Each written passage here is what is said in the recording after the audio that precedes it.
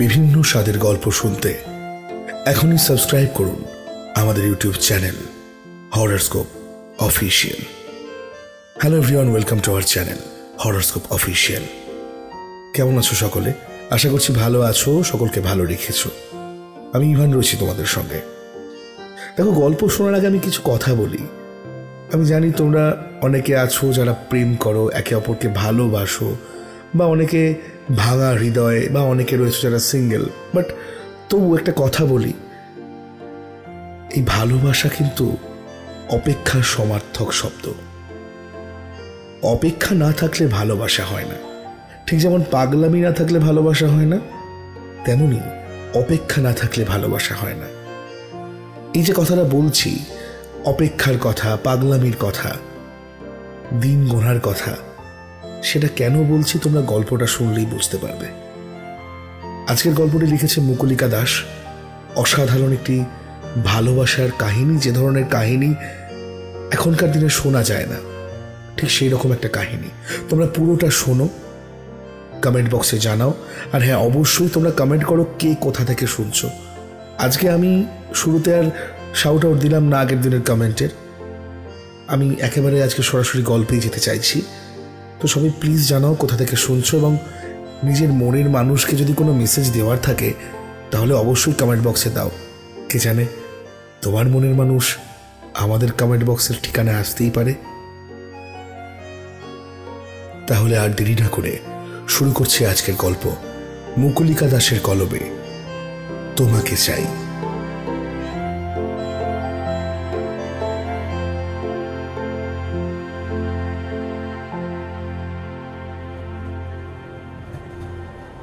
যারা বাড়ি থেকে দূরে থাকে তারা জানে বাড়ি ফেরার টান।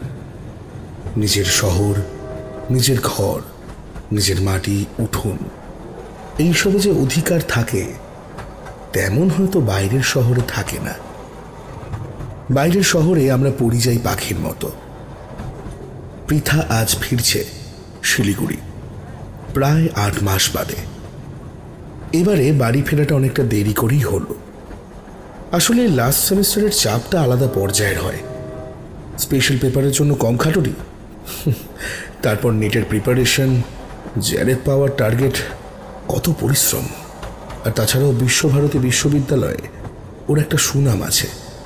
বাংলা ডিপার্টমেন্ট ওর মুখ চেয়ে থাকে যে কোনো অনুষ্ঠান, যে কোনো সাংস্কৃতিক আলোচনা, বা যে কোনো সাহিত্য সংক্রান্ত দিক উন্মোচনের জন্য। এই যে স্পেশাল পেপারে ও রেখেছিল বাংলা সাহিত্যের ইতিহাস, তো স্বাভাবিকভাবেই বেশিরভাগ লোকই আধুনিক বাংলা সাহিত্যের দিকেই বেশি ঝুঁকবে। কিন্তু পৃথা ঠিক উল্টোটা করল। ও বেছে বেছে প্রাচীন সাহিত্যের বিষয়ে আগ্রহ প্রকাশ করল। শুধু তাই নয়, কিভাবে এর উৎপত্তি, বিকাশ, কিভাবে মঙ্গলদের হাতে এর বিনাশ, তারপর নেপাল তিব্বতে কিভাবে বৌদ্ধ সন্ন্যাসীদের বিকাশ, আরো কত কি। বৈষ্ণব সাহিত্য নিয়েও প্রচুর খেটেছে। কীর্তন সংকীর্তনে কৃষ্ণ নামের প্রচার নিয়ে লিখেছে। গিয়েছে নবদ্বীপেও। ওর স্পেশাল পেপারের প্রশংসা করেছে বিভিন্ন উঁচু মানের গবেষকরাও।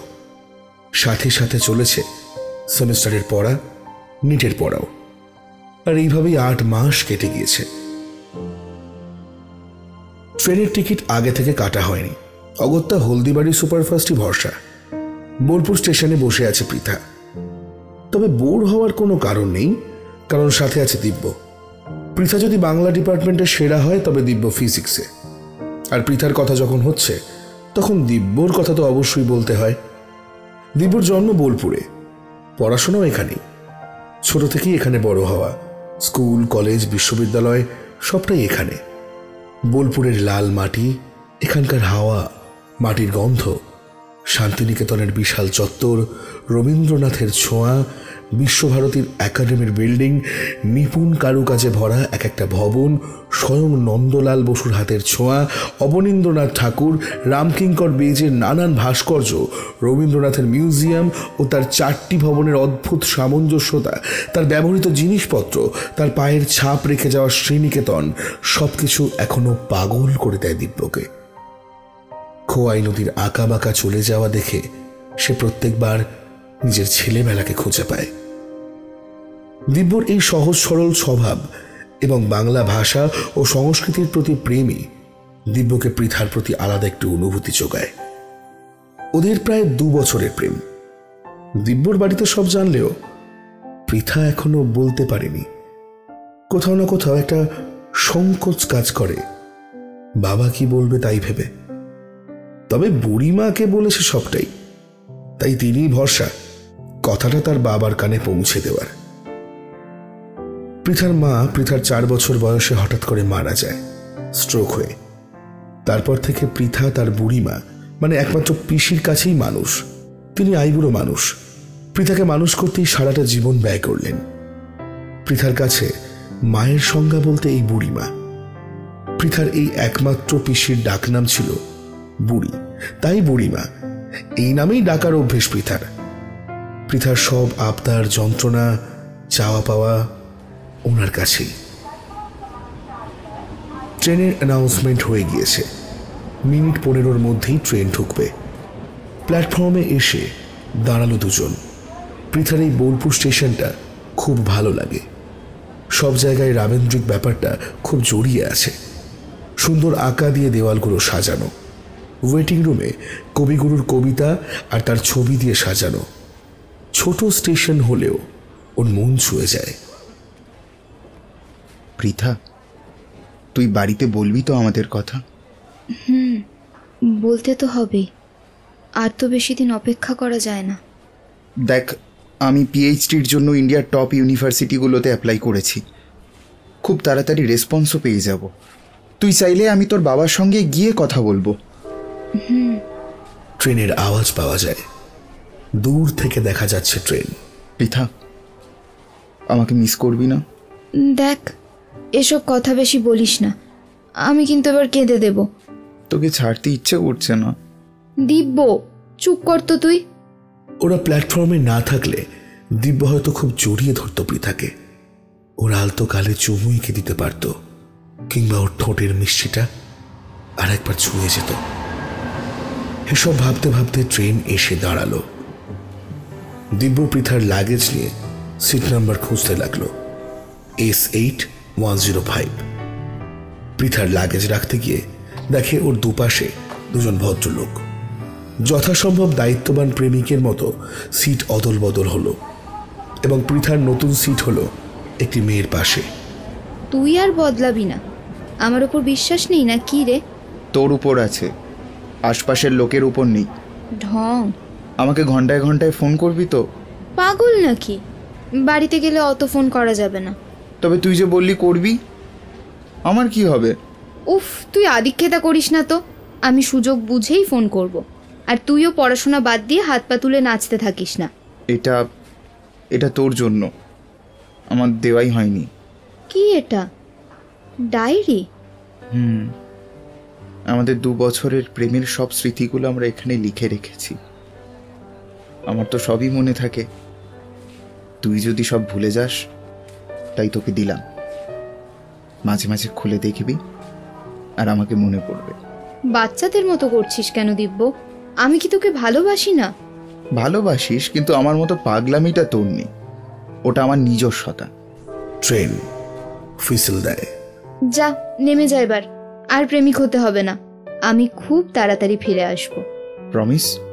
হ্যাঁ, প্রমিস। ট্রেন স্টেশন ছাড়ল। পৃথা তাকিয়ে রইল। যতক্ষণ দিব্যকে দেখা যায় ততক্ষণ। দিব্য কেমন স্থির পাথরের মতো দাঁড়িয়ে।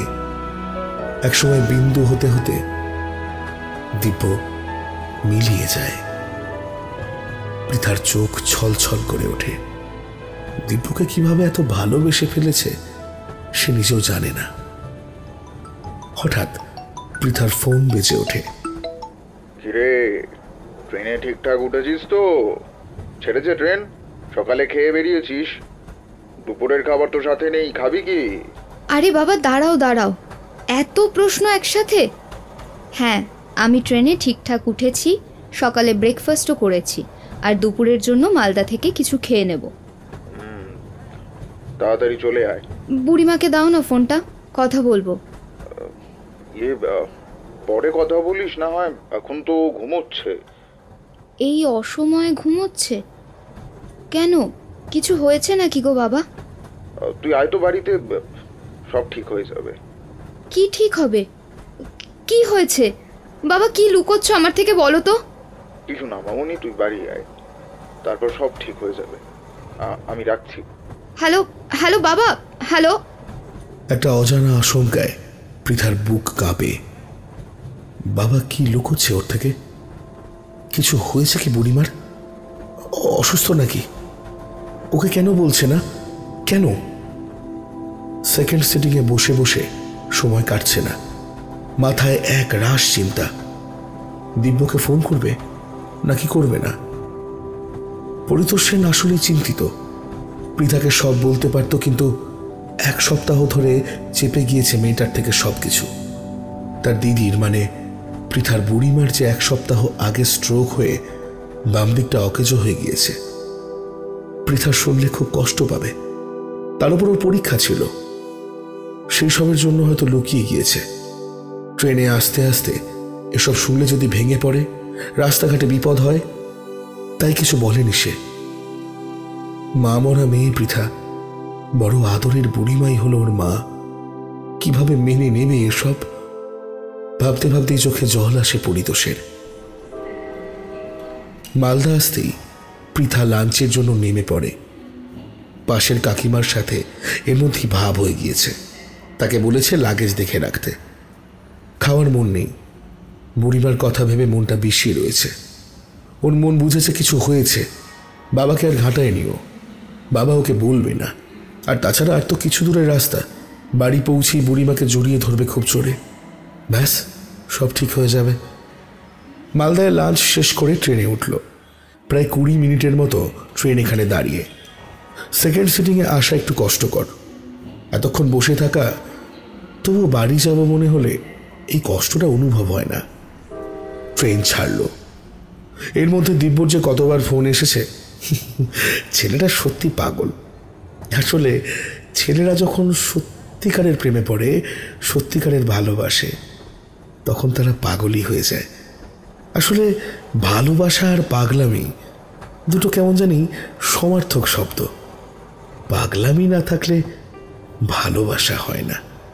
জানলার ধারে সিট, আর সাথে যদি একটা বই থাকে, বই পোকাদের কাছে তা স্বর্গসম। পৃথা খুলে বসেছে হুমায়ুন আহমেদের একটা বই, জোছনা ও জননীর গল্প। একটা উপন্যাস যা বাংলাদেশের স্বাধীনতা যুদ্ধের প্রেক্ষাপটে লেখা। পৃথার এখন আগ্রহ জেগেছে বাংলাদেশের ইতিহাসের উপর। সাহিত্যের কোনো গণ্ডি আছে তা পৃথা মানে না। ভাষার উপর সাহিত্যের শ্রেণীবিভক্ত করা যায়। আসলে 1971 সালের স্বাধীনতা যুদ্ধ নিয়ে ওর একটা আগ্রহ জন্মেছে। 1952 সালে ভাষার লড়াই, বাংলা ভাষার জন্য লড়াই। উর্দু ভাষাকে জাতীয় ভাষা করার সিদ্ধান্ত নিয়েছিল পূর্ব পাকিস্তান সরকার। কিন্তু যে ভাষা একটা দেশের মানুষের কাছে সম্পূর্ণ অজানা, তাকে কি করে জাতীয় ভাষা করা যায়? শুরু হলো জনসমাবেশ, মিছিল, ছাত্র সমাবেশ। পাকিস্তানি সরকার কঠোর হাতে সবকিছু দমনের সিদ্ধান্ত নেয়। তারপর 1952 সালের 21শে ফেব্রুয়ারি ছাত্রদের এক মিছিলে ব্যাপক হারে গুলি ছোটে, লাঠিচার্জ শুরু হয়। মারা যায় রফিক, বাব্বার, শওকতের মতন অনেক ছাত্র। বর্তমানে 21শে ফেব্রুয়ারি আন্তর্জাতিক মাতৃভাষা দিবস হিসাবে পালিত হয় সারা বিশ্বে। পৃথা এই বিষয়ে যত পড়াশোনা করেছে, ওর আগ্রহ তত বেড়েছে। 1971-এর দীর্ঘদিনের গেরিলা যুদ্ধে ভারতও অনেক সাহায্য করেছিল। বাংলা ভাষার জন্য এই যে লড়াই, এর শুরুয়াত ও পার্টিশনের ফলে যে কত কত মানুষের ছিন্ন মূল হওয়া, এসব সম্বন্ধে একটা থিসিস লিখতে চায় পৃথা। জানে না কেন এটা ওর ড্রিম প্রজেক্টের মতো। হুমায়ুন আহমেদের এই বইটা তাই তুলে নিয়েছে হাতে। আর সত্যি বলতে আবেগতাড়িত হয়ে পড়ার মতোই বইটা। হুমায়ুন আহমেদ বাংলাদেশের স্বাধীনতা যুদ্ধের সাক্ষী, তাই তিনি নিজের আবেগটা ঢেলে দিয়েছেন বইতে। পৃথার ঠাকুরদা, ঠাকুমা, বাবা আর পিসি পার্টিশনের সময় বাংলাদেশ ছেড়ে চলে আসে। তখনও বাংলাদেশ আজকের বাংলাদেশ হয়নি। উদ্বাস্তুর মতন দেশ ছেড়ে পালিয়ে আসা লোকেদের ইন্দিরা গান্ধী সরকার ঠাঁই দেয়। ঠাকুরদার আর ফিরে যায়নি। বাবা তখন 16 আর পিসি 18। সেখানে ফেলে এসেছিল তার ঘর, জমি, অনেকটা স্মৃতি। হ্যাঁ, যাকে বলে বাঙাল, পৃথারা তাই। যদিও ঘটিরা এতে রাগ ছিটকায়, ভারত তাদের সম্পূর্ণ নয় বলে দাবিও করে, কিন্তু পৃথার কিছু যায় আসে না তাতে। ভারত দেশটা তার কাছে দুনিয়ার মতো। এর বাইরের পৃথিবীটা যতই সুন্দর হোক তা কাঁচের। একটা যুক্তি কিছুতেই বুঝতে পারে না, ওপার বাংলা থেকে যারা এসেছে তারা কি এদেশকে ভালোবাসে না? নিজের দেশের প্রতি ভক্তি সে তো হৃদয়ের, তবে ও দেশের স্মৃতি অস্তিত্ব সে কি আর পুরোপুরি বিসর্জন দেওয়া সম্ভব? স্মৃতি কি কাঁটাতারের বেড়া মানে? কত শত মানুষের অসম্পূর্ণ জীবন পড়ে রয়েছে সেই দেশে। সেসব কি অবাস্তব? সেগুলো কি শুধু আদিক্ষেতা? দেশ ভাগ, জাতি ভাগ, ধর্মে ধর্মে ভাগাভাগি, এসব তো মানুষেরই তৈরি। শুধু ক্ষমতার লোভে নিজের করায়ত্তে রাখার জন্যই তো এত কিছু। একমাত্র প্রকৃতি পারে মানুষকে শাস্তি দিতে, কিন্তু সেই প্রকৃতিতেও মানুষের দখলদারি। এক দেশের জল অন্য দেশে ঢুকবে না, বাঁধ দিয়ে আটকে দাও। আমার দেশের ওপর এতটা আকাশ, অন্য কোনো সামরিক যুদ্ধাস্ত্র এর ওপর দিয়ে যাবে না। বিশাল অরণ্যের একটা অংশ এই দেশের, তো অন্য অংশ অন্য দেশের। পাহাড় আমার দেশের, আমি একে ডিনামাইট দিয়ে উড়িয়ে দেব না কেটে রাস্তা বানাবো তা আমার ব্যাপার। কিন্তু কেন কেন? ইতিমধ্যে ট্রেন এনজেপির কাছে চলে এসেছে। আর একবার বাবার ফোন আসে পৃথার ফোনে। আমি কি রওনা দেবো? তোকে নিয়ে আসবো স্টেশন থেকে? না বাবা, তুমি বুড়িমার কাছে থাকো, আমি একাই যেতে পারবো। আস্তে আস্তে প্রস্তুতি নিতে থাকে পৃথা। দিব্যর ফোন আসেনি মালদার পর থেকে, নিশ্চয়ই ঘুমিয়ে কাদা। ওর আবার ঘুমটা বেশি। আস্তে আস্তে শিলিগুড়ির দিকে এগোচ্ছে ট্রেন। 10 মিনিটের মতন লেট। যত শিলিগুড়ির কাছে আসছে পৃথার ভেতরটা কেমন আবেগী হয়ে উঠছে। নিজের শহরের একটা পরিচিত গন্ধ আছে, আলাদা একটা আলো আছে, যা জানান দেয় আমরা আমাদের সবচেয়ে নিরাপদ জায়গায় পৌঁছে গেছি। যেমন এক সন্তান তার মার কাছে পৌঁছতে চায়, মায়ের কোলে যেমন তার সবচেয়ে আরাম, ঠিক তেমন। কিন্তু পৃথার তার মায়ের গায়ের গন্ধটা মনে পড়ে না। মনে পড়ে না মায়ের রুমটা কেমন হয়। হুট করে একদিন মা চলে গেল। কত কিছুই তো হতে পারত। মায়ের সাথে কত কথাই না হতো, কিন্তু হলো কই? চোখটা আর্দ্র হয়ে আসে ওর। ভেসে ওঠে বুড়িমার মুখটা। ভাগ্যে ভগবান তাকে বুড়িমা দিয়েছিল, নইলে কি যে হতো। আবার পৃথার বুকে একটা হাহাকার বাজে। বুড়িমার কি হয়েছে? সাংঘাতিক কিছু নয় তো? এনজেপিতে অল্প বৃষ্টিতেই কাদা জমে অটো স্ট্যান্ডে, আর অটোগুলো রাখে এমনভাবে এরা কোনোদিন শুধরবে না। পৃথা যাবে সোজা জাংশনে। শিলিগুড়িতে অল্প বৃষ্টি মানেই ঠান্ডা হাওয়া, এই হাওয়া বোলপুরে পাওয়া যাবে না। অটোয় মুখ নাক জড়িয়ে বসে পৃথা। ঝিমুনি আসছে। বাবাকে ফোন করা হয়ে গিয়েছে। জাংশনে নেমে টোটো ধরে সোজা বাড়ি। টোটো ধরে বাড়ির গলিতে নামতেই হনহনিয়ে বাড়িতে ঢোকে। বুড়িমা এতক্ষণে নিশ্চয়ই সেরে উঠেছে আর গেটের কাছে দাঁড়িয়ে আছে। কিন্তু না, গেটের কাছে তো বাবা দাঁড়িয়ে। এলি মামনি, দে ব্যাগ আমায় দে। বুড়িমা কোথায়? আছে, তুই আগে আয় তো। ঘরে ঢুকেই পৃথা সোজা চলে যায় বুড়িমার ঘরে। কিছু তো একটা হয়েছে যা লুকিয়ে যাচ্ছে সবাই। ঘরে ঢুকেই দেখে বুড়িমা শুয়ে। কেমন অদ্ভুত শুকিয়ে গিয়েছে মহিলাটি। এই বুড়িমা, আমি এলাম তো। কি হয়েছে তোমার? বুড়িমা চোখ খুলল, দৃষ্টি ছলো ছলো। কত কিছু বলতে চাইছে যেন, কিন্তু পারছে না। কি হয়েছে তোমার? বলো আমাকে। ও বাবা, বাবা, বুড়িমা কথা বলছে না কেন? কি হয়েছে বুড়িমার? তুই আয়, আমি সবটা গুছিয়ে বলছি, তুই উঠে আয়। তখন থেকে লুকিয়ে যাচ্ছ, এখনই সব বলো। কি হয়েছে বলতেই হবে, আগে বলো আমাকে। বাবার মুখে সব শুনে হঠাৎ মায়ের কথা মনে পড়ে। এভাবেই এক সকালে বাবা মায়ের গায়ে হাত দিয়ে দেখে কি ঠান্ডা শরীর, বরফের মতন। পৃথার মনে আছে মা সেদিন হলুদ রঙের শাড়ি পরেছিল, কপালে বড় সিঁদুরের টিপ। ব্যাস, আর কিছু মনে পড়ে না পৃথার। বুড়িমা যদি ওইভাবে চলে যেত তবে। রাতে কোনো মতে খেয়ে নিজের রুমে চলে যায় পৃথা। ঢুকেই বুঝতে পারে অনেকদিন রুমে ধুলো ঝাড়া হয়নি। কে করবে এসব? সবটাই তো বুড়িমা করে। রুমে বিশেষ কিছু নেই, একটা আলমারি, বইয়ের সেলফ, কাঠের টুরে রাখা একটা ফুলদানি, আর শেলফের ওপর সারি সারি প্রাইজ আর মেডেল। বেশিরভাগটাই ছবি এঁকে, প্রবন্ধ লিখে, তাছাড়াও গানে আবৃত্তিতেও আছে। পৃথা দেখত বুড়িমা কিভাবে প্রাইজগুলোর যত্ন নিয়ে ধুলো পরিষ্কার করত, আর বলতো, তুই জিতে আইলে মনে হয় আমি জিতছি। বুড়িমা গান ভালো করত, কত রাত যে গান গেয়ে ঘুম পাড়িয়েছে। আজ ঘুম আসছে না পৃথার, কিন্তু বুড়িমা তো গান শোনাতে আসতে পারবে না। আচ্ছা আচ্ছা, বুড়িমা কি কোনোদিনও গান শোনাবে না? আর রাত 12টা, কান্না পাচ্ছে ভীষণ পৃথার। হঠাৎ দিব্যর ফোন।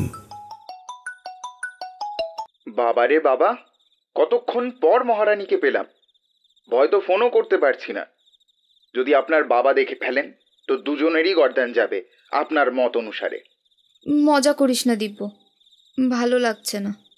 কিরে, তুই কাঁদছিস? না, এমনি। আজকে কথা বলতে ইচ্ছে করছে না রে। প্লিজ কাল কথা বলি। এই কথাটার মানেই হলো আমাকে তোর খুব বেশি করে দরকার এখন। কি হয়েছে রে? দেখ, তোর কান্না আমি সহ্য করতে পারি না, তুই ভালো করেই জানিস। বললাম তো, জ্বালাস না। বেশ, তুই না বলা অবধি আমি ফোন রাখবো না। উফ, আমার সহ্য হচ্ছে না।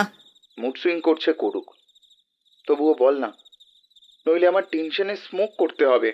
দিব্য, মার খাবি কিন্তু। তাহলে বল। জানিস দিব্য, ডক্টর বলেছে যে আরেকটা স্ট্রোক হলেই সব শেষ হয়ে যাবে। তুই তো জানিস আমি মা বলতে ওনাকেই বুঝি। এখন তুই বল, আমি কি করব? ঠিক করে কথাও বলতে পারছে না, আমার সাথে তো কথাই বললো না। আমি ওনাকে আর এভাবে দেখতে পারছি না রে। তুই বল, আমি কি করব? দেখ, সান্ত্বনা তোকে আমি দেব না, তবে একটাই সাজেস্ট করতে পারি, ওনাকে খুশি রাখার চেষ্টা কর। ওনার ইচ্ছেগুলো, আবদারগুলো, অপূর্ণ স্বপ্নগুলো যতটা পারিস সব পূরণ কর। আর ডাক্তারের ট্রিটমেন্ট তো আছেই। আর তাছাড়া অনেক সময় পেশেন্ট ঠিক হয়ে যায় ভালো পরিবেশে, ভালোবাসার মানুষদের সাথে থাকলে, আর সঠিক চিকিৎসায় থাকলে। আর ফিজিওথেরাপি রাখার ব্যবস্থা করিস। করব। একবার ভিডিও কলে আসা যাবে? একটু হাসি মুখটা কি দেখা যাবে? না হলে তো ঘুম আসবে না। পাগল একটা। বুড়িমার ঘরে সকাল সকাল যায় পৃথা। বাচ্চাদের মতোই ঘুমিয়ে আছেন তিনি। বাবাকে চা দিয়েছে। বুড়িমার খাওয়ার কিছু বিধিনিষেধ আছে, সেসব মানতে হবে এখন থেকেই। ফিজিওথেরাপিস্ট আসবে সপ্তাহে 2 দিন। বাড়িতেও কিছু এক্সারসাইজ দেখিয়ে দেবে বুড়িমার জন্য। ঘরে ঢুকেই ঘর পরিষ্কার করতে লেগে যায় পৃথা। যেখানে সেখানে ছড়ানো জিনিস জায়গা মতো রাখে, নোংরা কাপড়গুলো পরিষ্কার করার জন্য রেখে দেয়। ঘরে একটা ট্রাঙ্ক, ছোটবেলা থেকেই দেখছে পৃথা। বুড়িমাকে জিজ্ঞেস করতেই বলতো, এইটা আমাগো দেশের স্মৃতি, বাবা সাথে কইরা লইয়া আইছিল, ওইটা ফেলাইতে পারুম না। আমার জীবনে যা যা হইছে সব কিছুর চিহ্ন ওইখানে জমায় রাখি। যেদিন আমি থাহুম না, খুইল্লা দেখলে লোকে বুঝবো একটা ট্রাঙ্কে একটা জীবন কেমনে বাইন্ধা রাখছিলাম। পৃথার কি মনে হয় ট্রাঙ্কটা খোলে, পুরনো একটা গন্ধ ধাক্কা দেয়। কত কিছু সেখানে রাখা, পৃথার ছেঁড়া জামা, ভাঙা পুতুল, প্রথম স্কুল ইউনিফর্ম, রাগ করে ছিঁড়ে ফেলা প্রথম আঁকা, সেই ভাঙা রেডিও যেটা পৃথা গান শুনত, চাবি দেওয়া ঘড়ি, কত সাল আগের বাংলা পঞ্জিকা, একটা রঙিন লাল শাড়ি, শুকিয়ে যাওয়া আলতার শিশি, একটা ছোট্ট টিনের বাক্স, তাতে লাল কুমকুম, লাল কাচের চুড়ি, কাজলদানি, লাল ফিতে, আর একটা রূপোর নূপুর। আরও আছে একটা লাঠি, পৃথার মায়ের প্রিয় নীল শাড়ি, ওর বাবার নষ্ট হয়ে যাওয়া হাতখড়ি। তবে সবচেয়ে অদ্ভুত 2টো জিনিস, এক পাটি নতুন জুতো আর ধুতি। আর 3টে ডায়েরি। পৃথার ডায়েরি 3টে তুলে নেয়। প্রথম ডায়েরিটা 1975-এর, তারপরেরটা 1994, আর শেষেরটা 2007।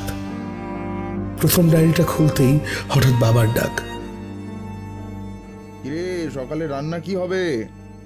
সেদ্ধ ভাত তুলে দেবো? আসছি। জলখাবার শেষ করে বুড়িমার জন্য পাতলা খিচুড়ি নিয়ে আসে পৃথা। তার আগে তাকে বাথরুমে নিয়ে যাওয়া, জামা কাপড় বদলে দেওয়া, বিছানার চাদর তুলে নতুন চাদর পাতা, অনেক কাজ। আজ বুড়িমা অল্প অল্প কথা বলে, অস্পষ্ট হলেও সেই কথা বুঝতে পারে পৃথা। মুখের বাঁদিকটা ঈষৎ বেঁকে গিয়েছে, খাবার গড়িয়ে পড়ে সেদিক দিয়ে। মুছতে মুছতে জিজ্ঞেস করে পৃথা, বুড়িমা, তোমার ট্রাঙ্কটা খুলেছিলাম, সব তো দেখতে পেলাম না। কত কি লুকিয়ে রেখেছো বাবা। এই তোমার 3টে ডায়েরি পেয়েছি, আমি কিন্তু পড়বো বলে দিলাম। ওই সব পইরা কি করবে? আমার ইচ্ছে। আচ্ছা শোনো, বিকেলে ফিজিওথেরাপিস্ট আসবেন, লক্ষ্মী মেয়ের মতো যা বলবে তাই শুনবে। ও কি কাঁদছো কেন? ছোটবেলায় তুমি কত কি করেছো বলো তো আমার জন্য, আর আজ আমি একটু কি করলাম না করলাম অমনি কান্না জুড়ে দিলে। আমি তোমার মায়ের চেয়ে কম ভাবি বুড়িমা, এমন করলে আমিও কাঁদবো কিন্তু। ছেলেটা কেমন আছে? দিব্য ভালো আছে। তোমার কথাটা শুনে খুব কষ্ট পেয়েছে, কিন্তু ও আছে বলেই তো সাহস পাচ্ছি। এখন থেকে তোমার সব দায়িত্ব আমার, তোমার সব স্বাদ আহ্লাদ পূরণ করার দায়িত্বও আমার। তাই তোমার সব কিছু আমায় খুলে বলবে, কেমন?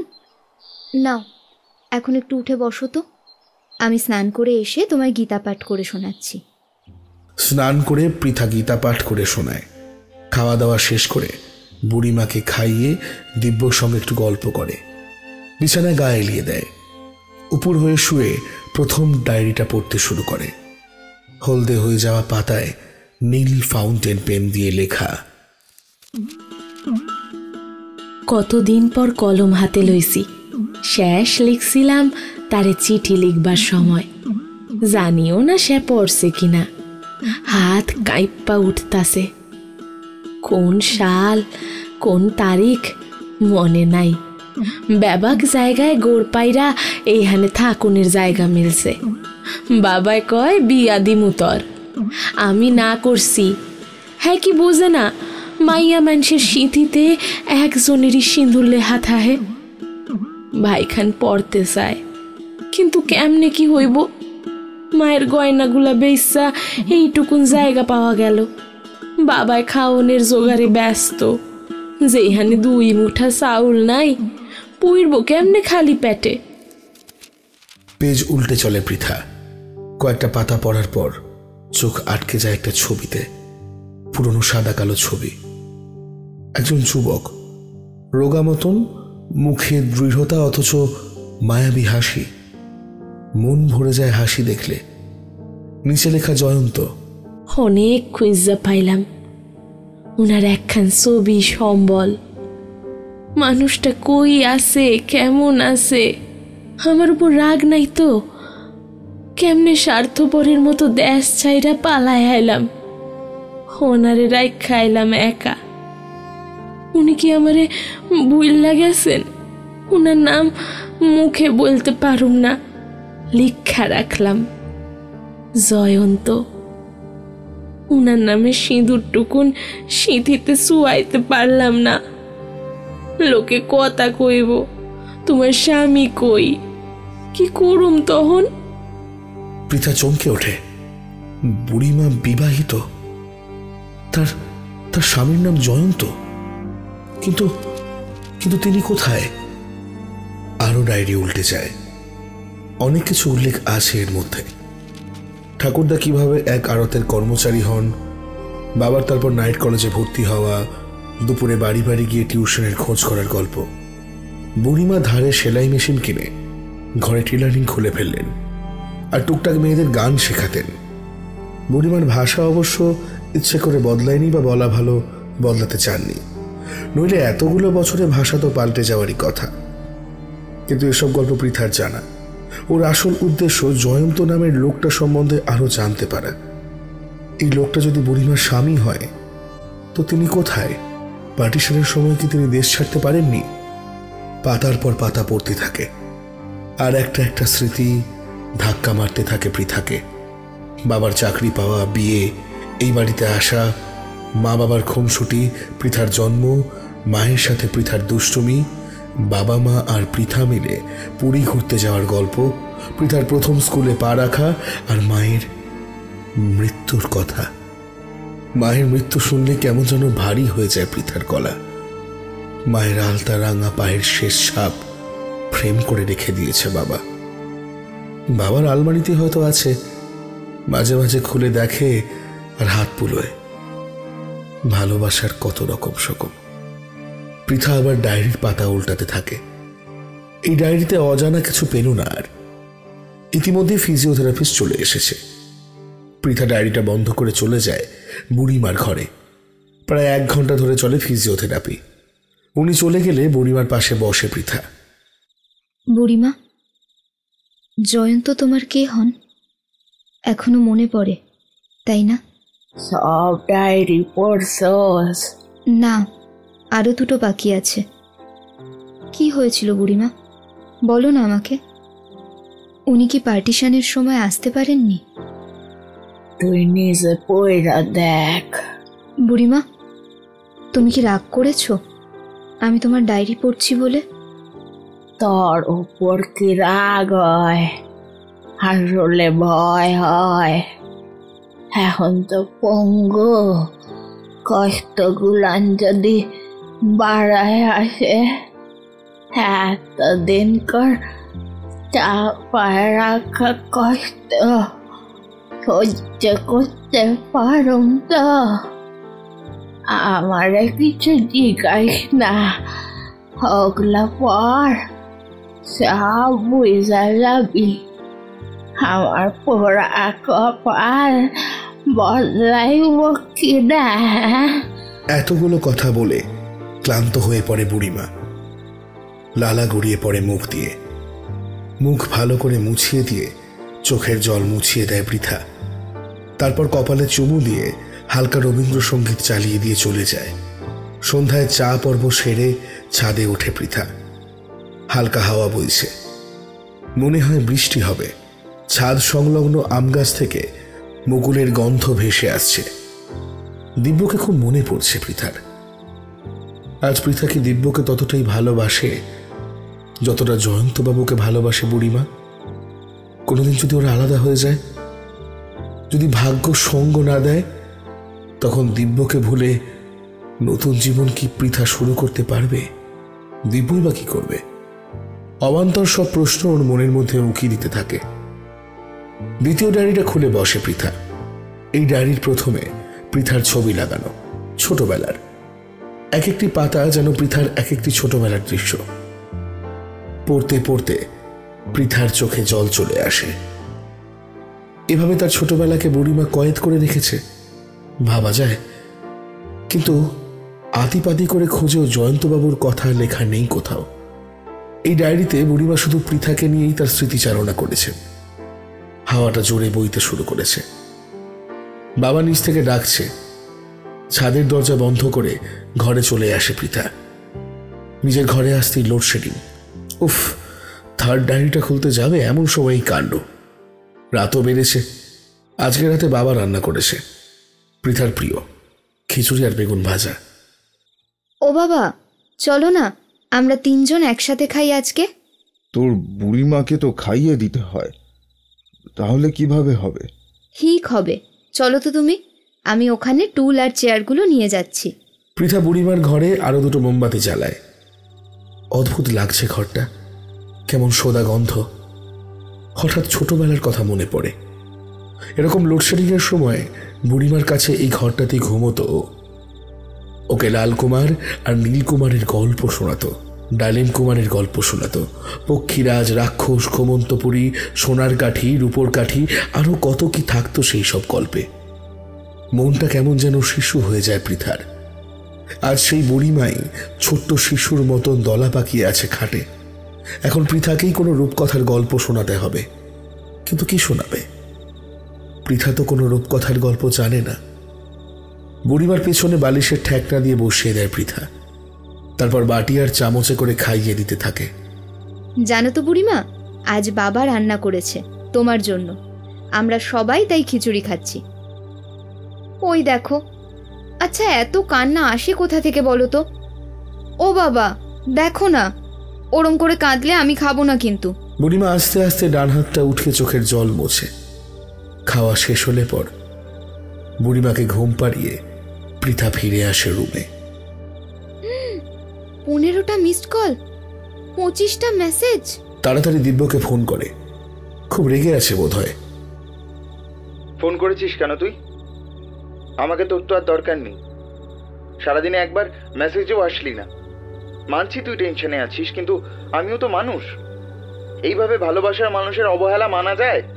আরে আমি তোকে অবহেলা কখন করলাম? আসলে আজ দারুণ একটা জিনিস পেয়েছি, পুরো গুপ্তধন।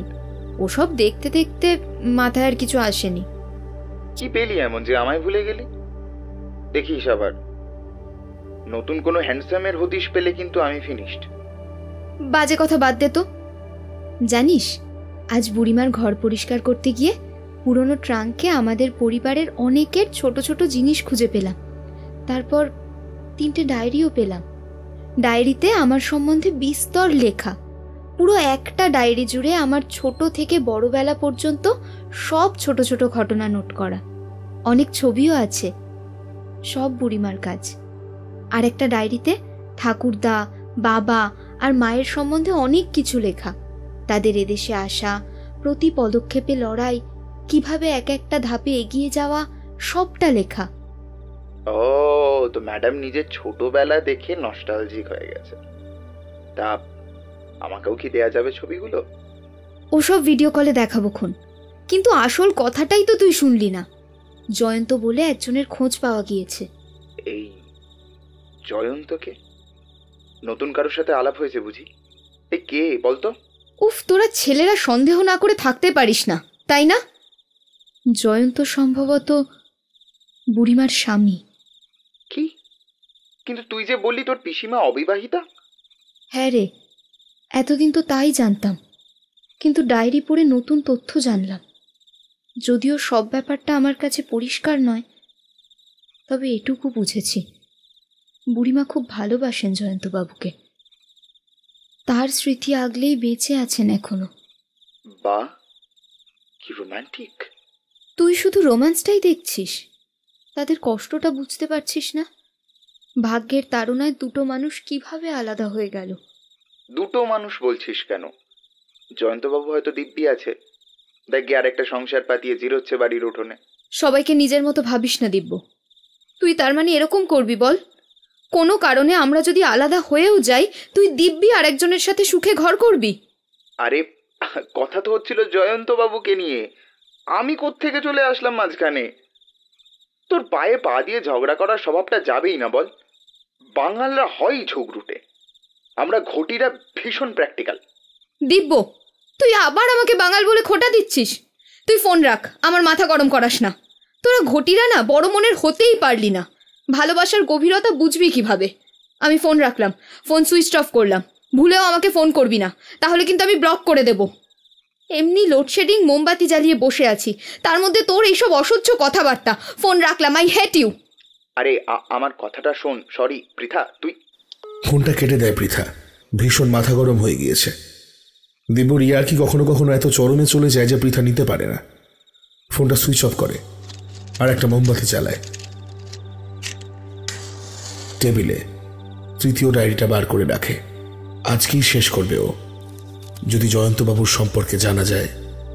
ডায়েরির প্রথম পাতায় লেখা, জয়ন্ত, তোমার জন্য। পরের পাতা থেকে গল্প শুরু। যতই পাতা উল্টায় পৃথা বিস্মিত হতে থাকে। এও কি সম্ভব? এমন ভালোবাসার গল্প তো কোনো উপন্যাসেও পড়েনি পৃথা। পড়তে পড়তে ভেতরটা অসহ্য যন্ত্রণায় যেন ক্ষত বিক্ষত হতে থাকে পৃথার। বুড়িমা এখনো বিশ্বাস করে কোন দিন তার জয়ন্তর সঙ্গে ঠিক দেখা হবে। মৃত্যুর আগে একবার হলেও হবে, সেও এই বিশ্বাস রাখে। তার মতো জয়ন্ত একদিন অন্তহীন অপেক্ষার অবসানের প্রতীক্ষায়। এই বিশ্বাস, এই গৌরব, এই গভীরতা কি এখনকার ভালোবাসায় হয়? এখনকার জেনারেশনের কেউ কি সত্যিই একজন মানুষের উপর এতটা ভরসা রেখে এক প্রকার নির্বাসনে জীবন কাটিয়ে দিতে পারবে? বোধ হয় না। ছলো ছলো চোখে পৃথা শেষের দিকে পাতা উল্টায়। এ কি, পরের পেজগুলো মনে হয় ছিঁড়ে নেওয়া হয়েছে। মানেটা কি? আসল তথ্য তো জানাই গেল না। জয়ন্ত কোথায়, কিভাবে তাকে পাওয়া যাবে, সেসব জানবে কি করে পৃথা? পৃথা কেমন যেন স্তব্ধ হয়ে বসে রইল।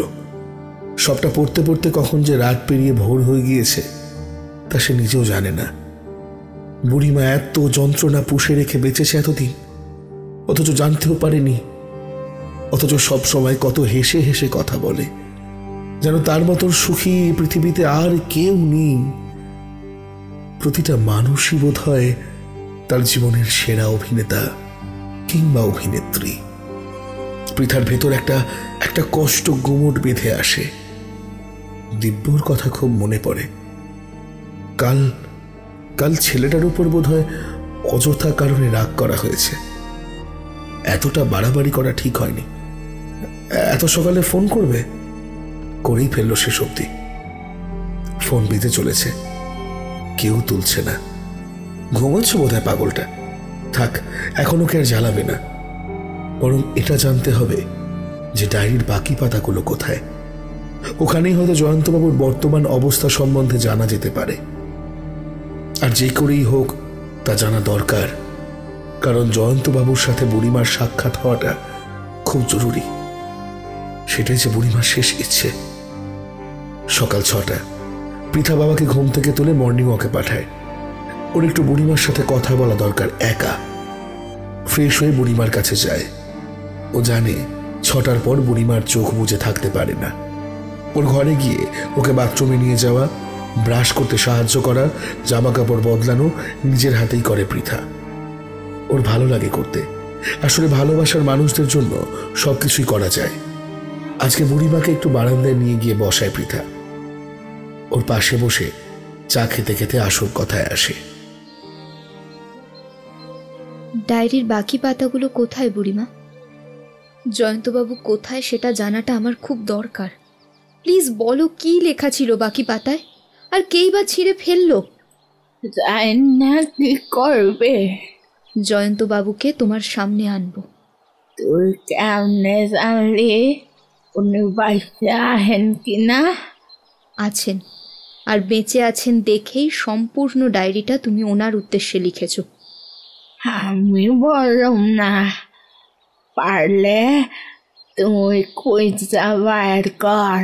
কিন্তু বুড়িমা, যা পাই নাই তা নাই বা পাইলাম, কিছু না পাওয়া লইয়াই মানুষ বাঁচে। সেইটা পাবো বইলাই রোজ নিঃশ্বাস লয়। সেইটা পাইয়া গেলে তো পুরুত। তাই বলে এত দিনের প্রতীক্ষা? তুমি চাও না সেটা শেষ হোক? ভালোবাসার মানুষটাকে একবার ছুঁয়ে দেখতে চাও না? যা চাই তা পাই কই?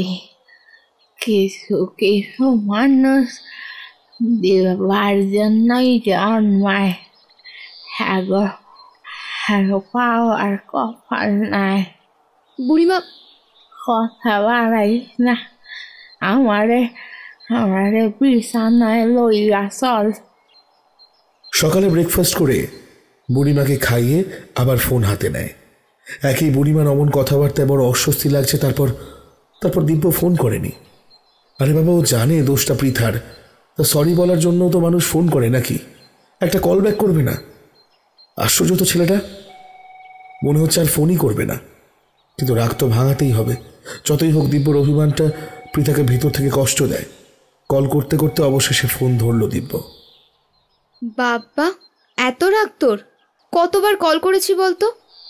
আরে বাবা, সরি বলার জন্যও তো ফোন করে মানুষ। এই বাচ্চা মেয়েটার ওপর এতটুকু মায়া হয় না? না, জানিসই তো আমি কেমন। এই বুঝি? পৃথা, আমি হসপিটালে রে, পরে কথা বলি একটু। হসপিটাল? কেন, কি হয়েছে? তোকে আমার এক জেঠুর কথা বলেছিলাম, মনে আছে? বাবার একজন পরিচিত দাদা, উনি প্রায় 15 দিন হলো আমাদের বাড়িতে আছেন। কাল মাঝরাতে উনি হঠাৎ বাথরুমে পা পিছলে পড়ে যান। মাথায় আর কোমরে চোট পেয়েছেন, বিশেষ করে কোমরে। তোর সাথে ঝগড়া হওয়ার পর আমি ঘুমোতে পারিনি ঠিকঠাক। আধ বোঝা চোখে শুয়ে আছি, হঠাৎ খুব জোরে কিছু একটা পড়ার আওয়াজ। বাথরুমে গিয়ে দেখি জেঠু উপুর হয়ে পড়ে আছেন। তাড়াতাড়ি একটা অ্যাম্বুলেন্স বুক করে এখানে নিয়ে এলাম। ভীষণ ভয় লাগছে রে। জেঠু আমার খুব ভালো বন্ধু, ওনার কিছু হয়ে গেলে। এদিকে বাবাও বাড়িতে নেই, দিল্লিতে গিয়েছে 7 দিন হলো। খবর দিয়েছি, আসতে পারছে না, খুব জরুরি কাজে আটকে গিয়েছেন। আমার আমার ভীষণ একা লাগছে। মা আর আমি সামলাচ্ছি, কিন্তু আমি মনের জোরটা হারিয়ে ফেলেছি। তুই ভাবিস না, আমি আসছি। তুই আসছিস মানে? তুই তো বাড়িতে। আরে জেনারেলে ঠিক টিকিট পেয়ে যাব, আর বাবাকে বলবো একটা বান্ধবীর খুব বিপদ, আমাকে যেতেই হবে। পৃথা এরম করিস না, শোন। না, আমি শুনবো না, আমি আসছি, ব্যাস। ফোন রেখে পৃথা বাবার কাছে চলে যায়। যে করেই হোক বাবাকে রাজি করাতেই হবে। কিন্তু কি এমন হয়েছে যে তোমাকে যেতেই হবে? কদিন আগেই এলি, আবার জার্নি করার কি দরকার এখন? বাবা, আমার খুব ক্লোজ ফ্রেন্ড খুব একা হয়ে পড়েছে, আমাকে একবার যেতেই হবে। বুড়িমার এই অবস্থা, তুমি? বুড়িমা শুনলে সেও রাগ করবে না, প্লিজ বাবা। যা ভালো বোঝো করো। রাতে দার্জিলিং মেলেই রওনা হয়ে যায় পৃথা। যদিও বুড়িমা জানে ওর যাওয়ার আসল উদ্দেশ্যটা। কেন জানি না, বুড়িমার ডায়েরিগুলো সাথে নিয়েছে। দিব্যকে একটু দেখাতে চায় ও। শিয়ালদাতে নামতে নামতে প্রায় ভোর 6টা। এই ট্রেন কারণ ছাড়া খুব একটা লেট করে না। শিয়ালদাতে নেমে অ্যাপোলো হসপিটালের উদ্দেশ্যে রওনা হয়। দিব্যকে আগে ডিরেকশন বলে রেখেছিল। হসপিটালে আসতেই দিব্যকে জড়িয়ে ধরে। ওকে এমন বাচ্চাদের মতন কাঁদতে আগে দেখেনি পৃথা। দিব্যর মাও পৃথাকে খুব ভালোবাসে, ওদের সম্পর্ককে সাপোর্টও করে ভীষণ। করবে নাই বা কেন? দিব্য আগে ছিল ভীষণ বাউন্ডুলে, পড়াশোনায় ভীষণ ভালো বরাবরই, কিন্তু জীবনের ব্যাপারে উদাসীন। যখন যা মনে করত বাউলদের আখড়ায় গিয়ে গাঁজা টেনে পড়ে থাকত। সাঁওতাল গ্রামে গিয়ে লুকিয়ে মহুয়া খেয়ে 2-3 দিন ধরে বেহুশ থাকত। ছেলের এমন বেলেল্লাপনা কোন মা সহ্য করে? পৃথার সাথে সম্পর্ক হওয়ার পর ওর মতি ফিরেছে। ছেলে এখন জীবন নিয়ে, ঘর সংসার নিয়ে ভাবে। পৃথাই পারবে দিব্যর রাশ টেনে রাখতে। কেমন আছেন উনি? ভালো, তবে পুরোপুরি সারতে আরো 2-3 দিন লাগবে। ও, ওনার বাড়ির লোককে খবর দিয়েছিস? ওনার বাড়ির লোক তো কেউ নেই। উনি হঠাৎ করে আসেন, মাঝে মাঝে অনেক দিন করে থাকেন, তারপর আবার চলে যান। কোথায় থাকেন? বাংলাদেশ। বাংলাদেশ শুনেই পৃথার বুড়িমার লেখার কথা মনে পড়ে যায়। জয়ন্ত, আমার কাছে তুমি বাংলাদেশ। কাকিমা, তোমরা সকালে কিছু খেয়েছো? না রে মা। এখানে আছো কোথায়? ওই দিব্যর এক বন্ধু আছে, তার বাড়িতে। আমি বলি কি, তুমি চলে যাও, আমি তো আছি। আর এখন তো উনি ভালোই আছেন, তোমার একটু বিশ্রাম দরকার। তোরা পারবি তো? হ্যাঁ গো, পারবো, চিন্তা করো না। কদিন ছিলাম না, তাতেই চোখের তলায় কালি পড়েছে দেখছি। তুই চলে যাওয়ার পর থেকে কিচ্ছু ভালো লাগছে না রে। বুঝলাম। চোখে মুখে জল দিবি, তারপর কফি খাবো। জেঠু এখন তো ঘুমোচ্ছেন, ভিজিটিং আওয়ার এখনো ঢের দেরি। এরকম পড়ে থাকলে অসুস্থ হয়ে যাবি। হাসপাতালের ক্যান্টিনে আসে দুজন। কফি খেতে খেতে কথা চলে। পৃথা, থ্যাঙ্কস। কেন? ভাগ্যিস তুই সেদিন ঝগড়াটা করলি, আর আমার ঘুম আসলো না। নয়তো জেঠুর কি হতো বলতো? পাগল একটা। তোর ট্রেনে আসতে খুব কষ্ট হলো বল? ওই আর কি, ওসব ছাড়। কার বাড়িতে আছিস বললি? বাড়ি নয়, ফ্ল্যাট। আমার একটা বন্ধু আছে না, আশিস, কলেজের বন্ধু। ও আশু, ওর সাথে তো আমার কথা হয় প্রায়। তোর আগে থেকে আমি ওকে চিনতাম। আশু আশু করে ডাকার কি হলো? আর আগে থেকে চিনতাম মানে?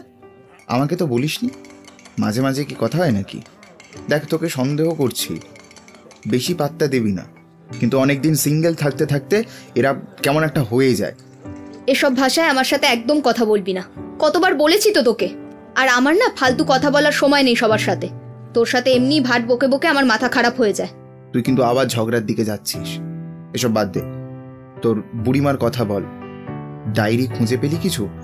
অনেক মণিমুক্ত পেলাম, কিন্তু আসল ঝিনুক যে সাগরের তলায় থেকে গেল। মানে শেষ হইয়াও হইল না শেষ। আচ্ছা, আমি যে ডায়েরিটা দিয়েছিলাম সেটা পড়েছিস? এই রে, ওটা তো পড়া হয়নি। আচ্ছা, আমি কতগুলো বই এনেছিলাম বুড়িমার জন্য, ডায়েরিটা মনে হয় ওর সাথেই দিয়ে দিয়েছি। এই কি ছিল রে ওই ডায়েরিতে? আমার জেঠুর ডায়েরি। তুই আমাকে বলেছিলি না বাংলাদেশের স্বাধীনতা যুদ্ধ সম্পর্কে তোর জানার খুব ইচ্ছে। ওখানে অনেক ডিটেলস পাবি। জেঠু নিজে মুক্তিযোদ্ধা ছিলেন, আর জেঠুর একটা প্রেমের গল্প আছে ওখানে, তোর ভালোই লাগবে। তাই? আমাদের জয়ন্তবাবু মুক্তিযোদ্ধা ছিলেন। ডায়েরিটা গিয়েই পড়তে হবে, মনে হয় আরো কিছু মণিমুক্ত পেয়ে যাব। নেই, চল বাটার টোস্ট নিয়ে দুটো, আবার ভিজিটিং আওয়ার শুরু হবে। আচ্ছা, তোর বাবার সাথে তোর জেঠুর পরিচয় হয় কিভাবে? জেঠু একবার লুকিয়ে বর্ডার পার করতে গিয়ে ধরা পড়ে। বাবা তখন চ্যাংরাবান্ধায় পোস্টিং, ওখানকার বিডিও। আমি তখন খুব ছোট, 4 কি 5 বছর বয়স হবে। বিনা পাসপোর্টে আসে কি যাতা ব্যাপার নাকি? কিন্তু জেঠুর জীবনের কাহিনী শুনে আর তিনি মুক্তিযোদ্ধা ছিলেন শুনে বাবার মন গলে যায়। বাবা তাকে ক্ষমা করেন এবং যেতে দেন বিনা শাস্তিতে। তারপর পরে তিনি আবার আসেন এবং পাসপোর্ট সহ আসে, সঙ্গে আনেন বাংলাদেশের বিখ্যাত সব জিনিস। বাবার সঙ্গে এইভাবেই তার খাতির জমে যায়। তা তিনি বারবার এখানে আসেন কেন? ব্যবসা? না না, উনি ক্ষেত খামারি নিয়ে থাকা মানুষ। এখানে আসেন এক পরিবারের খোঁজে। বছরে প্রায় 2 বার মতো আসেন, কিন্তু কবে আসবেন তার ঠিক থাকে না। হুট করে চলে আসেন একদিন, এলে আমাদের এখানেই ওঠেন। ওনার কাছে নাকি ওই পরিবারের সম্পত্তির দলিল আছে, মানে তিনি, তার বাবা পর্যায়ক্রমে তাদের জমিতে চাষবাস করেন বলতে পারিস, ওই বর্গাদার মতো। এখন তাদের জায়গা, বাড়ি, ঘর এসব দেখভাল করছেন তিনি। তাই তাদের জায়গিরদার হলেন জেঠু। যুদ্ধের পর তাদের খোঁজ তিনি পাননি, সম্ভবত এখানেই চলে এসেছেন তারা। তাই তাদের খোঁজ করেন এবং জমির কাগজগুলো ফিরিয়ে দিতে চান। এতেই নাকি তার স্বস্তি। তোর জেঠুর নাম কি? হঠাৎ পেশেন্ট নাম্বার 23-এর জন্য অ্যানাউন্সমেন্ট হয়। দিব্য তাড়াতাড়ি পৃথাকে সাথে নিয়ে যায়। কিছু ওষুধ লাগবে, তাই আনতে হবে। পৃথাকে জেঠুর কাছে বসিয়ে দিব্য চলে যায়। পৃথা হাসি মুখে তাকায় লোকটির দিকে। ওর ভেতরটা উত্তেজনায় টকবক করে ফুটছে। দিব্যর কথাগুলো শুনতে শুনতে এই আশঙ্কাই করেছিল পৃথা, সে যে মিলে গেল পুরোপুরি। দিব্যর জেঠু বৃদ্ধ, চামড়া কুচকে গেলেও পাতলা ঠোঁটের সেই হাসিটা আজও একই আছে, যেমন বুড়িমা লিখেছিল। ব্যাগ থেকে প্রথম ডায়েরিটা বের করে সাদা কালো ছবিটার সাথে মেলায় পৃথা। না, কোনো ভুল নেই। এখন কেমন লাগছে জয়ন্তবাবু? আপনার জয়া যে আপনার জন্য এখনো অপেক্ষায় আছে। আপনি তাড়াতাড়ি সেরে উঠুন, আপনাদের দেখা করাতে হবে যে। তুমি পৃথা, তাই না? আমাকে আপনি চেনেন? আরে চিনুক না কেন, তোমার আর জয়ার একসাথে ছবি তো আমি দিব্যর মোবাইলে দেখছি। এত বছর ধরে যার খোঁজ করছেন, তার খোঁজ পেয়েও দেখতে এলেন না একবার? কেন? গেছিলাম, কয়দিন আগেই গেছিলাম। এইবার আইলাম যখন, তোমার আর জয়ার ছবি দেখলাম, দেখাই চিনলাম। পরীর মতন মুখটা একই আছে। দিব্যরে কিছু না জানাইয়া সব কিছু শুনলাম, তোমার বুড়িমার কথা। পাগলিটা আমার জন্য একলা কাটাই দিল আজীবন। ভীষণ জেদি। কোথায়? বুড়িমা তো আপনার সাথে দেখা করার কথা বলেনি। তোমার বাপে দেখা করতে দেয় নাই, জানি না কেন, জিদও করি নাই। তিনাগো কাগজপত্র সব দিয়ে আইছি, এটাই শান্তি। আর দেরি করা যাবে না, আমি বুড়িমাকে এখনই সব বলছি। না না, এই সব এখন কইও না। আমার এই অবস্থা শুনলে সহ্য করতে পারবো না। এমনি তো বাম পাশটা অবশ হইয়া পড়ছে। দুদিন আগে দিব্যর কাছে ওইটা শুই না থিকা ভিতরে অশান্তি, সেই জন্যই তো পা পিছলাইয়া পইরা গেলাম। নইলে আমরা গ্রামের মানুষ কি আর এইভাবে পড়ি? কিন্তু বাবা আপনাদের দেখা করতে দিলেন না কেন? তোমার বাবা কই ছিল? তোমার বুড়িমা নাহি আমার মুখ দেখতে চায় না। আমি বুঝি এতদিনের অভিমান, সেই দিন ওইভাবে চলে গেলাম, শেষ দেখাটাও হয় নাই। সেই ব্যথা বুকে চাইপা রাখছে আমার জয়া। আচ্ছা দিব্য তোমারে কোনো ডায়েরি দিছে? ওইখানে আমি আমার সব কথা লিখা রাখছি, পারলে জয়ারে পড়তে দিও। ওইটা পৃথা ব্যাগ থেকে তৃতীয় ডায়েরিটা বার করে দেয় লোকটাকে। লোকটা অবাক চোখে তাকিয়ে থাকে। এই নিন, বুড়িমার সমস্ত অভিমান এখানে বন্দি। আমি আসি। দিব্য এলে বলে দেবেন আপনি বোলপুর ফিরলেই আমি ফিরে আসব, সঙ্গে আমার বুড়িমাও আসবে। সন্ধ্যায় উত্তরবঙ্গ এক্সপ্রেসে রওনা হয় পৃথা।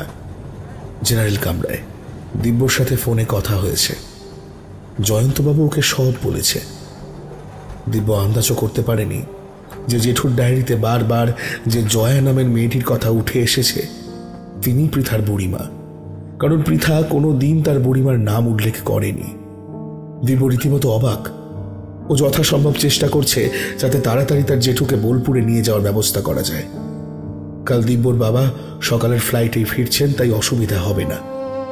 ট্রেনে বসে পৃথা এক দারুণ কল্পনা করে ফেলে। বুড়িমা যখন তার জয়ন্তকে দেখবে তখন কি তার মধ্যে গোটা বাংলাদেশকে দেখবে, নাকি গোটা পৃথিবীকে দেখবে? গত রাতে জননী ও জোছনার গল্প বইটা শেষ করেছে জয়া দেবী। পৃথা না থাকায় খুব অসুবিধাই হয়েছে। কাজের মেয়েটাকে অতিরিক্ত টাকা গুনতে হয়েছে দুদিনের জন্য। সকাল সকাল বই পড়ার শখ হলো হঠাৎ। ভালো করে নড়তে চড়তে পারেন না। ডান দিকে তুলে রাখা বইগুলো মাঝের একটা বই নিতে গিয়ে হঠাৎ সব পড়ে গেল। চিৎকার করে ডাকার ক্ষমতাও নেই। সবিতা মানে কাজের লোক ঝাড়ু দিতে এলে সব গোছাতে শুরু করে। হঠাৎ একটা সবুজ ডায়েরির দিকে চোখ যায় জয়া দেবীর।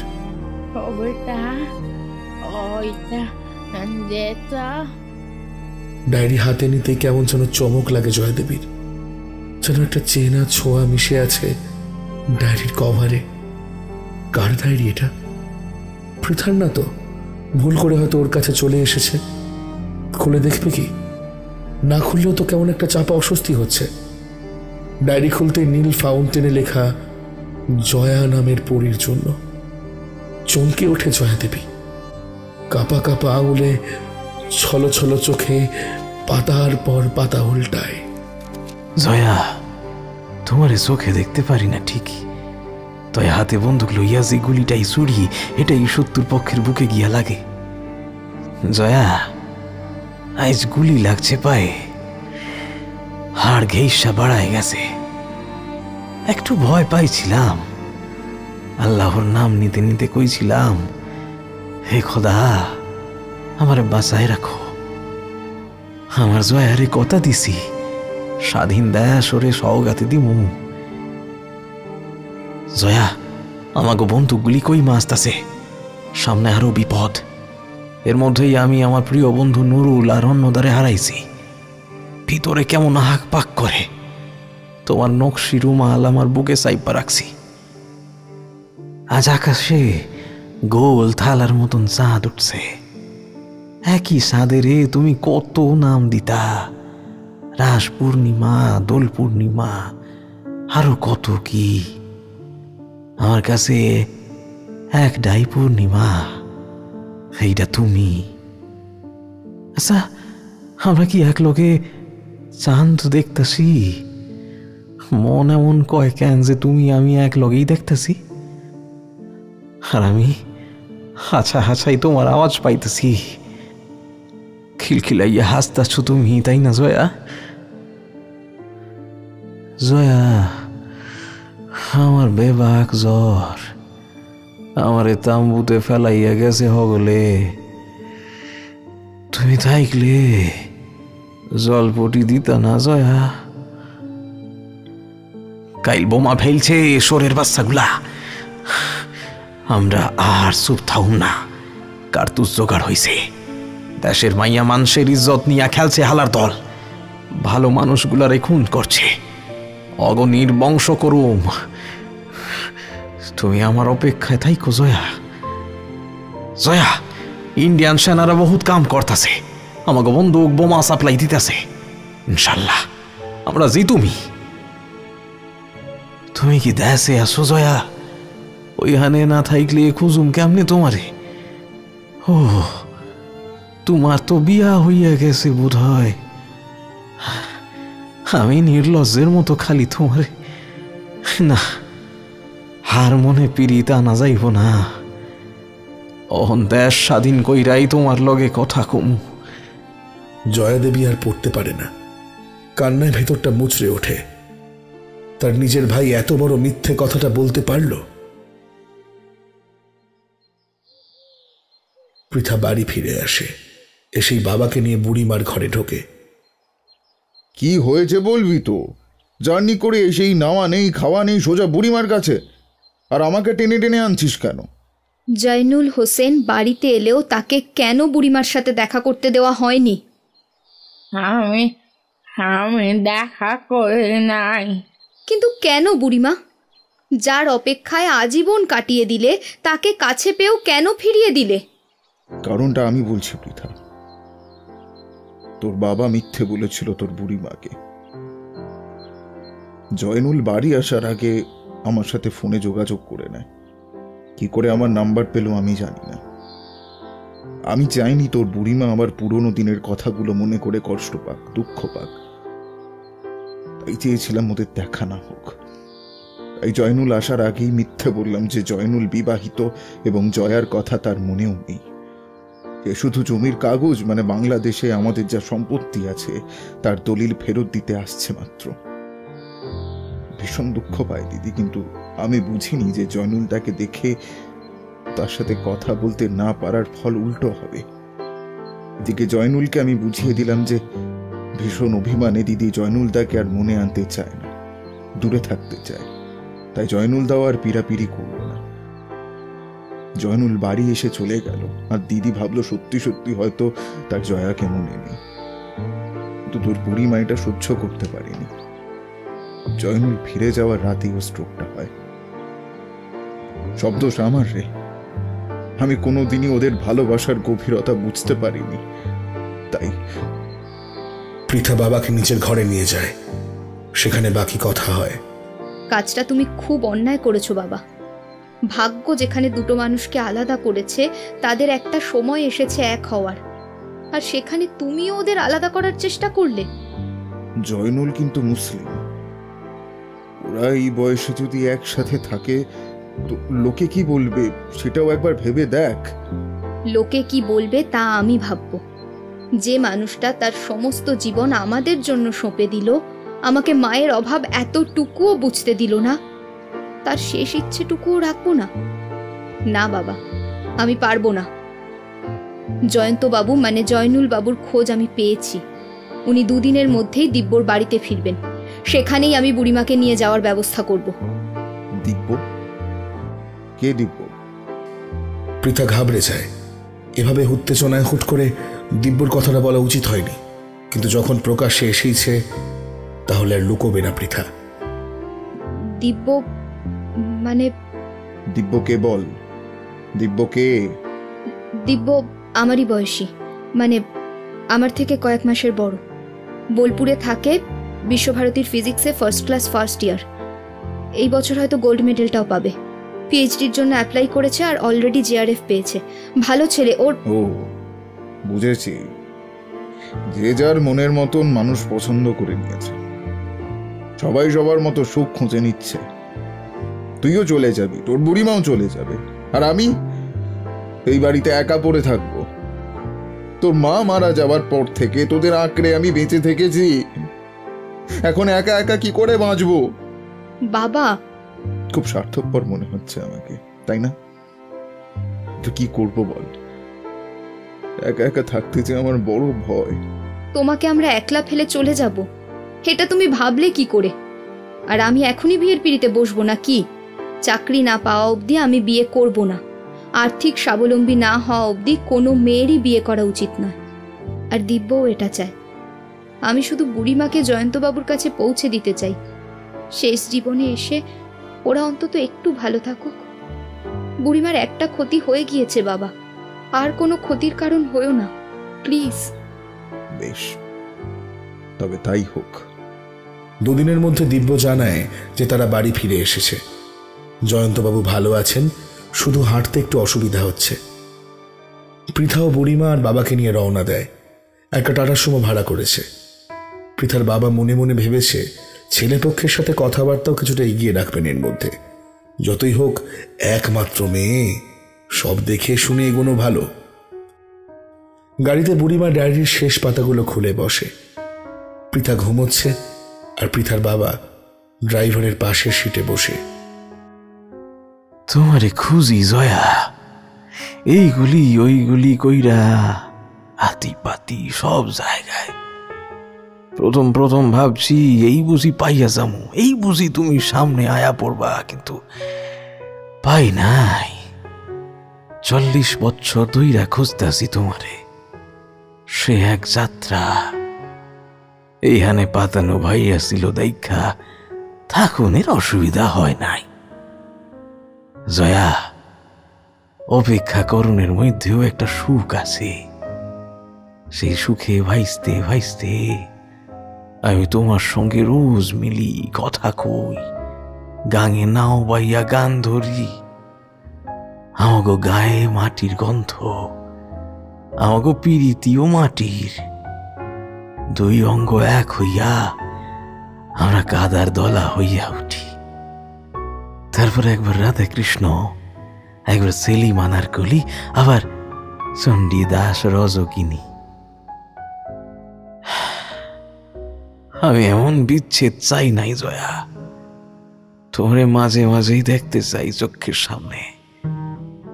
যে রাইতে ঘুম আসে না, তোমার কোলে মাথা রাখবার চাইছি।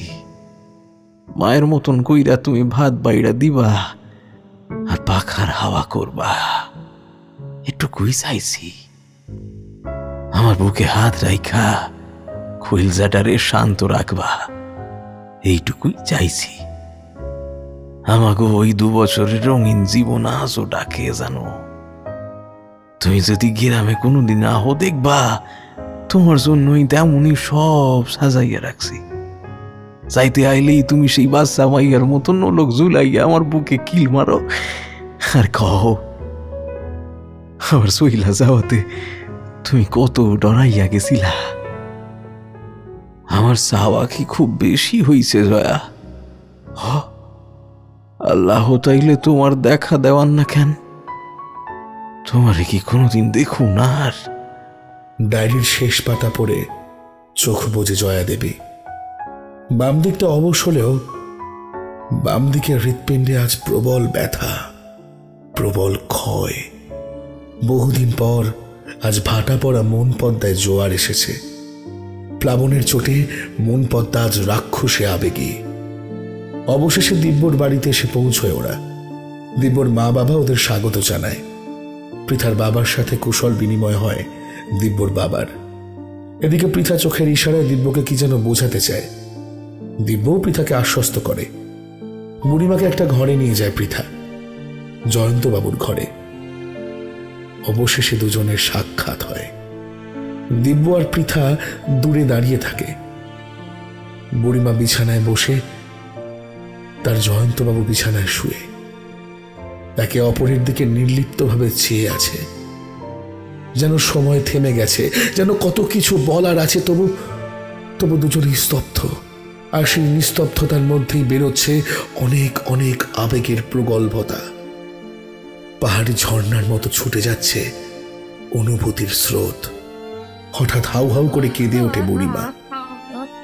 জয়ন্তবাবু ওর মাথাটা বুকে টেনে নেয়। মিলনের দিন কাঁদতে আছে, এই দিন আইব তা কি ভাবছি। এতদিন পর খোদার রহমত হইল। ওই দিন তোমার থাক থাক থাক, আজ আর কথা কইও না। বুকে থাকো আমার, বুকের মধ্যে জ্বর বইটা গেছে।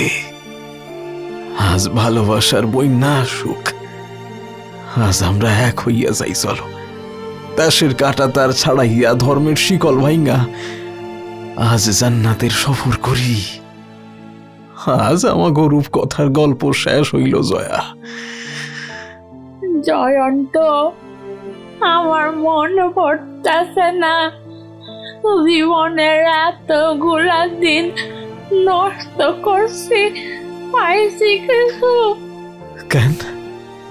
অপেক্ষা, সব ঠিক হইব একদিন। সেই অপেক্ষা কয়জন করবার পারে কও? আমাগো এই বিশ্বাসেই তো আমরা আজ মিলছি, আমাগো নসিব বদলাইছি। পীড়িতের একটাই জাদু পাগলি, একটাই জাদু। এই টান, এই জোর, এই বিশ্বাস খোদার দরবার থেকে আসে। আজ আমরা তার কিয়ামত পার করছি। শুধু আমাকে খুশির দিন, ভালোবাসবার দিন। আমরা বাংলাদেশ ফিরে যাও, তোমার ভিটা মাটি তেমনই আগলাইয়া রাখছি। আমাগো গ্রামে আমাগো বাচ্চা কাল অপেক্ষা করতেছে। স্মৃতির ভিড়ে হারাইতে মন চায় না জয়া। যাব না বাংলাদেশ? আমার কাছে তুমি বাংলাদেশ। ওদের ওই মিলন দেখে পৃথা ও দিব্য চোখের জল ধরে রাখতে পারে না। দিব্যর কাঁধে মাথা রেখে পৃথাকে জিজ্ঞেস করে, এইভাবেই ভালোবাসবি তো আমায়? বাসবো। আমরাও এইভাবে হারাবো বারবার আমাদের স্মৃতির ভিড়ে। ওরা হারাবে বাংলাদেশের পদ্মার তীরে, আর আমরা খোয়াইয়ের তীরে। ওরা হারাবে শুক্রবারের কোনো হাটে, আর আমরা সোনাঝুরির হাটে। ওরা হারাবে ভাটিয়ালির সুরে, আর আমরা রবীন্দ্রনাথে। ভালোবাসার কোনো বদল হয় না রে, শুধু মোড়কটা বদলে যায়। আধুনিকতা হোক বা আদি গ্রাম্যতা, ভালোবাসার গভীরতা বটবৃক্ষের শিকড়ের মতোই, বিশালতা বঙ্গোপসাগরের মতোই। ভালোবাসা আদি, অনন্ত আর চিরকালীন। পাগল একটা। দিব্যর ঠোঁটে এক চিরসবুজ চিরস্থায়ী চুম্বন এঁকে দেয় পৃথা। আর তারাও স্বপ্ন দেখে এক নতুন ভালোবাসার গল্পের, যে ভালোবাসার গল্পে তারা বারবার বলতে চায় একে অপরকে, বারবার আসি আমরা দুজন, বারবার ফিরে যাই, আবার আসবো, আবার বলবো, শুধু তোমাকেই চাই।